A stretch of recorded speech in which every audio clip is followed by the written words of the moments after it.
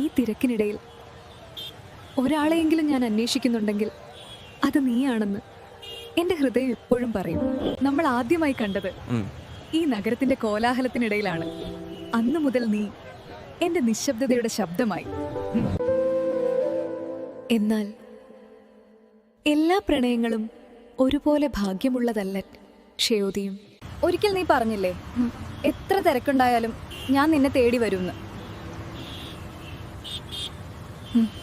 എനിക്ക് പോകേണ്ട സമയം അടുത്തു എന്നറിഞ്ഞപ്പോൾ നിന്നെ വേദനിപ്പിക്കാതിരിക്കാൻ എൻ്റെ അവസാന ശ്വാസവും നിന്റെ പേരിലായിരുന്നു അനു.